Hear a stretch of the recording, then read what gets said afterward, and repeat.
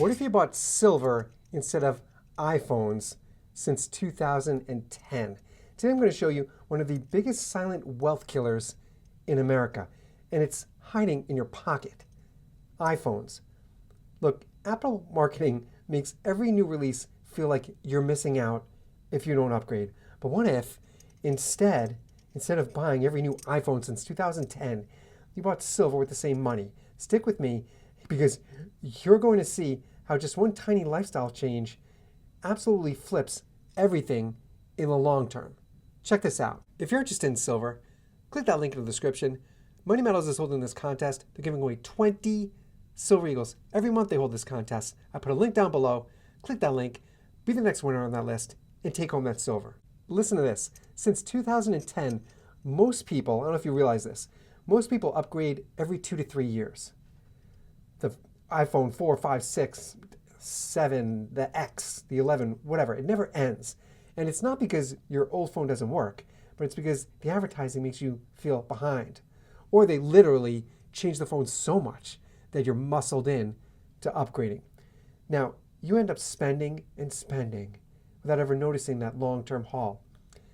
Listen to this number. The average iPhone user has spent, listen to this, $10,000 since 2010. $10,000, that is insane. $10,000.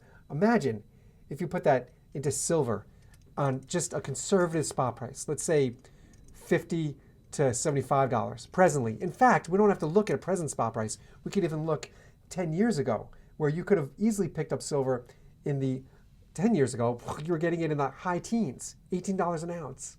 Yes, $18 an ounce. With premium fine, $20, $21 an ounce. That's what you were spending. So you're getting all that silver, $10,000 worth back then.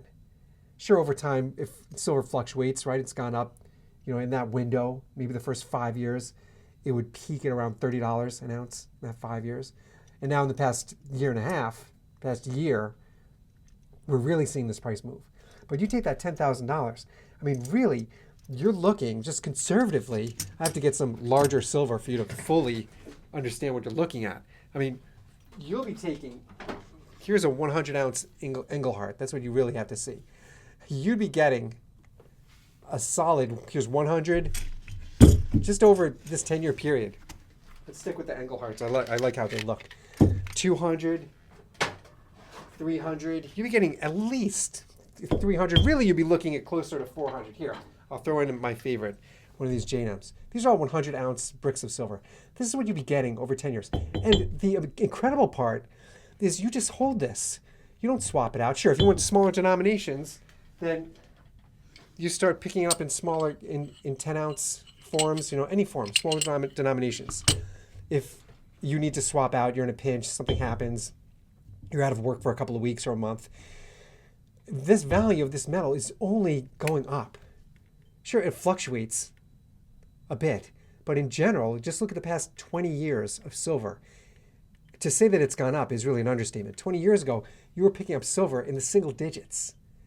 Really, plus premium fine, maybe $10 an ounce with premiums.